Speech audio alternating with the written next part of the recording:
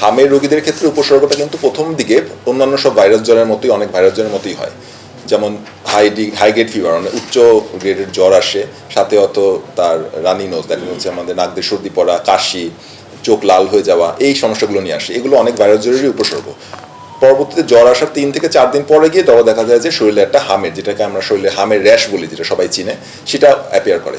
এবং এবং একটার হামের রোগী তার র্যাশ আসার আগের 4 দিন এবং র্যাশ আসার পরের 4 দিন, টোটাল 8 দিন সে এই রোগটি সবার মাঝে, আশেপাশে সবার মাধ্যমে ছড়াতে পারে। জন্য আমরা যেটা বলে থাকি যে হামের উপসর্গযুক্ত কোনো রোগী যদি মানে আপনার থাকে, সাথে সাথে তাকে আইসোলেট করে ফেলুন, তাকে আলাদা করে ফেলুন, অন্য বাচ্চাদের থেকে আপনারা আলাদা করে ফেলুন এবং তাদেরকে যথাসম্ভব একজন এমবিবিএস ডাক্তার কারোর সাথে যোগাযোগ করে তার চিকিৎসা যথাসম্ভব তাড়াতাড়ি শুরু করুন। কারণ যখনই আমরা চিকিৎসাটা তাড়াতাড়ি শুরু করব, তখনই আমরা তাকে কমপ্লিকেশন, যেটা জটিলতাগুলো, সেই জটিলতাগুলো আমরা আর্লি ডিটেক্ট করতে পারবো এবং আর্লি ট্রিটমেন্ট দিতে পারবো।